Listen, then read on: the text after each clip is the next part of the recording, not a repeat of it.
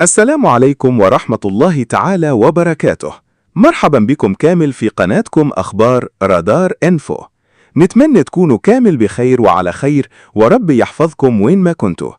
وقبل ما نبدأ، إذا كنت أول مرة تزور القناة ما تنساش تشترك وتفعل زر الجرس وتعطينا لايك للفيديو، لأن دعمكم هو اللي شجعنا باش ونوصلوا لكم الأخبار الصحيحة أول بأول. وكل اشتراك منكم يعاون القناة تكبر ونقدر نقدم محتوى أفضل يخدم مصلحة الجميع، خاصة الفئات اللي تحتاج المعلومة الصحيحة.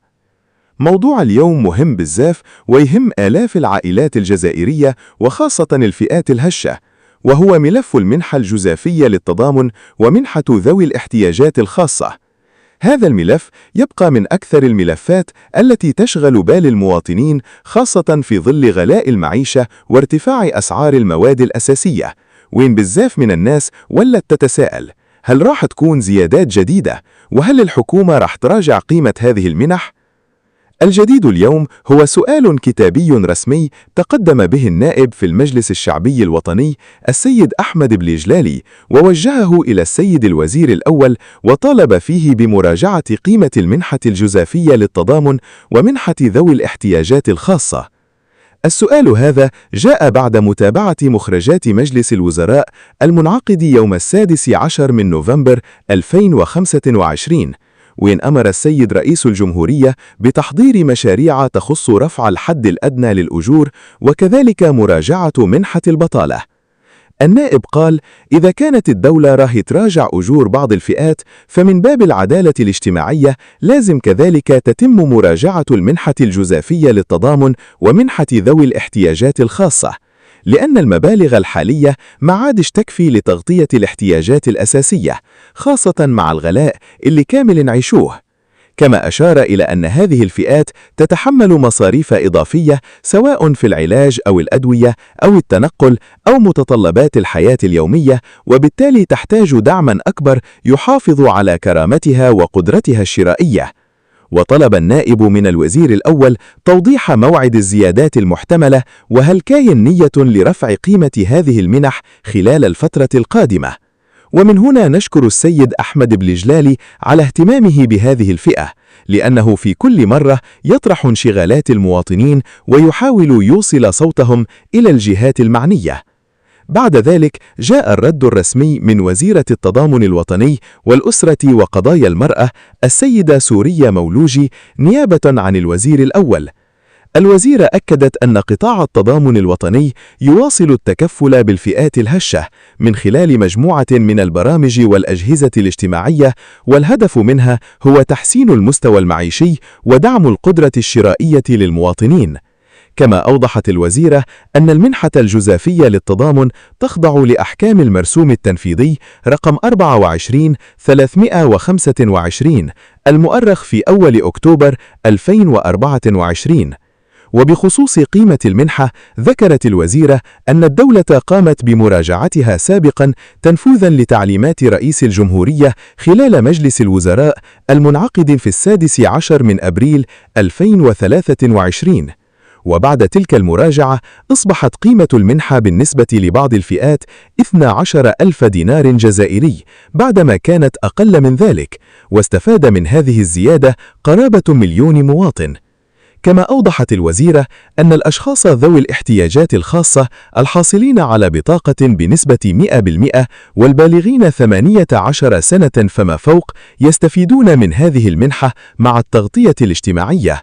وأشارت أيضا إلى أن العائلات التي تتكفل بأطفال من ذوي الاحتياجات الخاصة تستفيد من منح حسب الحالات والشروط المنصوص عليها في القانون.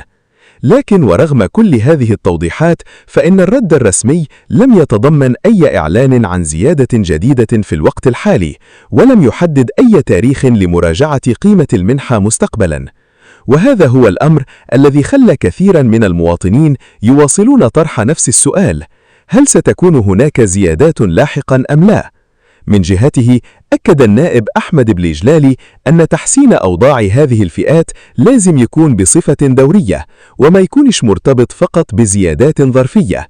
كما اقترحوا اعتماد زيادة سنوية منتظمة حتى ولو كانت بقيمة 1000 دينار جزائري كل سنة باش تحافظ المنحة على قيمتها أمام ارتفاع الأسعار. وبصراحة هذا الاقتراح يستحق الدراسة، لأن الأسعار في ارتفاع مستمر والقدرة الشرائية تتراجع، والفئات الهشة هي أكثر من يتأثر بهذا الوضع. ومن موقعي نقول إن الأشخاص ذوي الاحتياجات الخاصة وكبار السن والمرضى والأرامل والمطلقات وكل الفئات المحتاجة يستحقون كل الدعم والاهتمام. هؤلاء ليسوا مجرد أرقام في الإحصائيات، بل هم مواطنون لهم حقوق ويحتاجون إلى العيش بكرامة واحترام. نتمنى أن تعرف المرحلة القادمة قرارات جديدة تصب في مصلحة هذه الفئات، خاصة إذا توفرت الإمكانيات المالية، لأن العدالة الاجتماعية تبقى من أهم الأولويات. وفي الأخير نؤكد أن هذا الملف ما زال مفتوحاً، وكل جديد رسمي سننقله لكم بكل أمانة وشفافية، بعيداً عن الإشاعات والأخبار غير المؤكدة.